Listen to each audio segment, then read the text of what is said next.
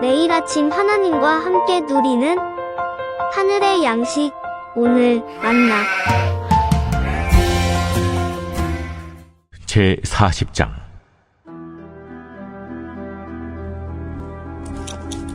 사령관 누부사라단이 예루살렘과 유다의 포로를 바벨론으로 옮기는 중에 예레미야도 잡혀 사슬로 결박되어 가다가 라마에서 풀려난 후에 말씀이 여호와께로부터 예레미야에게 임하니라.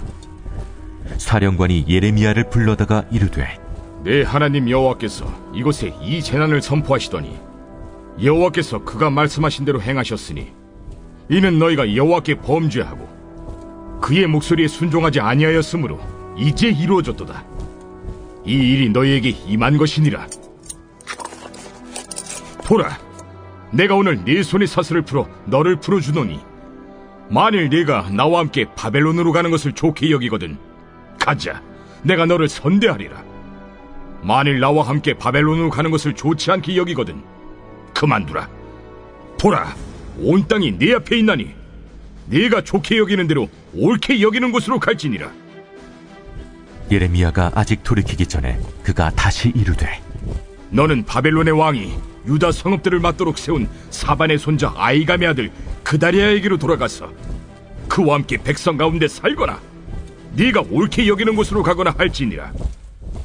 하고 그 사령관이 그에게 양식과 선물을 주어 보내매 예레미야가 미스바로 가서 아히감의 아들 그다리아에게로 나아가서 그 땅에 남아있는 백성 가운데서 그와 함께 사니라.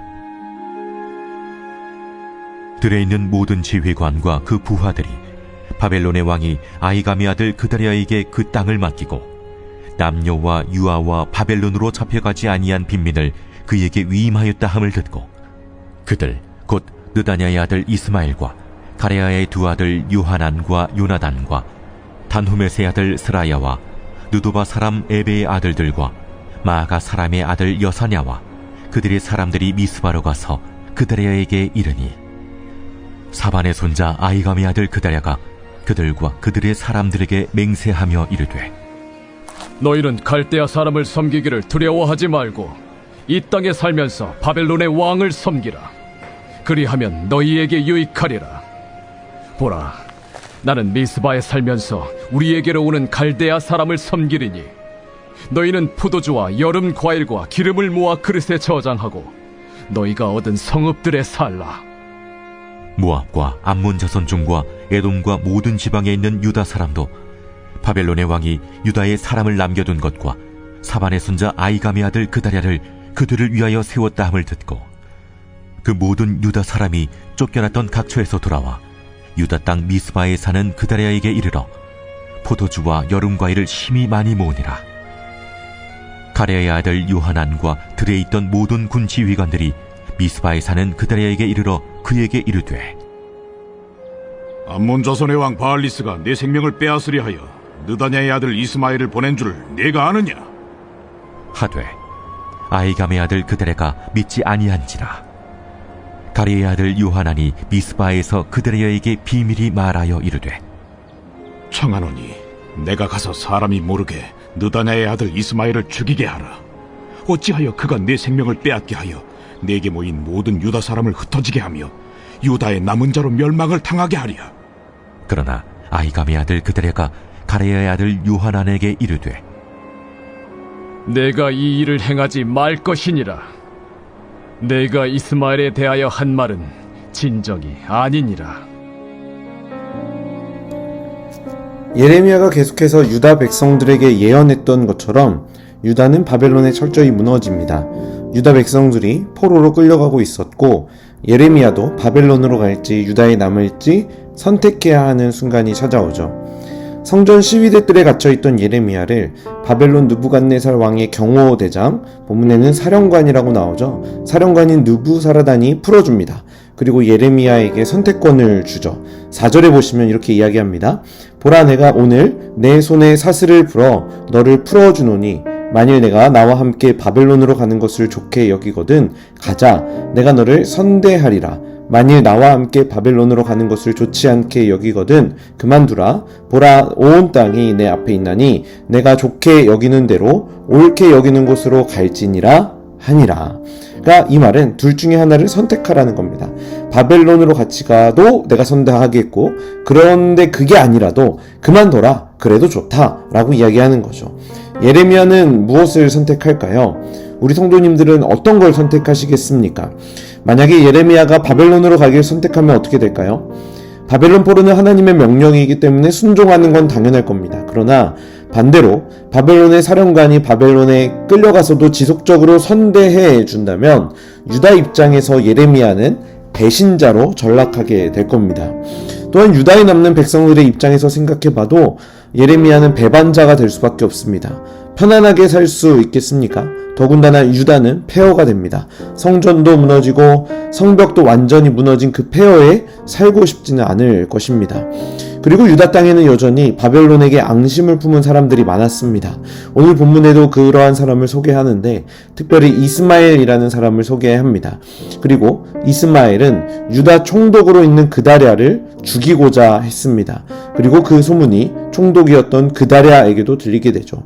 14절에 이렇게 나옵니다. 그에게 이르되 암몬 자손의 왕 바알리스가 내 생명을 빼앗으려 하여 느다냐의 아들 이스마엘을 보낸 줄 내가 아느냐 하되 아이감의 아들 그다랴가 믿지 아니한지라. 그다랴가 그 사실을 믿지 못했죠. 그래서 내일 말씀을 통해 살펴보겠지만 그다랴는 그렇게 죽임을 당하게 됩니다. 이 사건이 우리에게 알려주는 사실은 유다 땅에 여전히 하나님의 말씀을 외면하고 믿지 못하는 사람들이 있었다는 겁니다. 그다랴는 유다의 배신자가 아니라 하나님의 말씀에 순종했던 사람이었습니다. 바벨론 포로를 예언했고 바벨론을 섬겨야 한다는 하나님의 예언의 말씀을 순종했던 사람이 그다랴였던 거죠. 반면에 오늘 본문에는 하나님의 말씀을 믿지 못하고 순종하지 못하는 이스마엘이라는 사람도 등장한다라는 겁니다. 하나님의 말씀을 믿지 못하는 사람들은 항상 하나님의 말씀을 믿는 사람들을 힘들게 합니다. 박해하고 어렵게 만들죠. 오늘 본문의 역사도 이러한 패턴을 따라갑니다. 그런데 중요한 건 하나님께서는 모든 일들을 모으고 모아서 합력하여 선을 이루신다는 것입니다.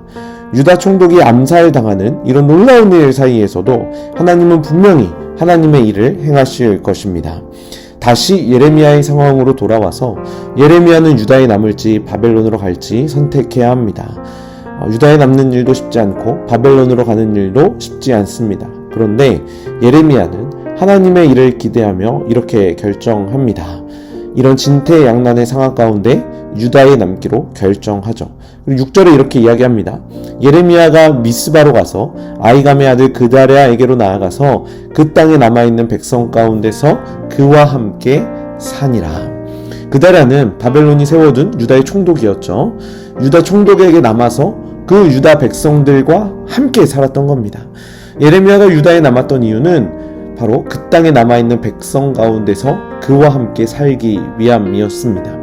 유다 땅에는 바벨론 포로로 끌려가지 않고 이런 사람들이 남아있었죠. 7절에 보니까 남녀와 유아와 바벨론으로 잡혀가지 아니한 빈민이 있었다라고 이야기합니다. 아무래도 바벨론은 가까운 거리가 아니었기 때문에 어린아이와 노약자들은 움직이기가 쉽지 않았을 겁니다. 이러한 연약한 사람들은 바벨론으로 가지 못하고 남아 있어야 했죠.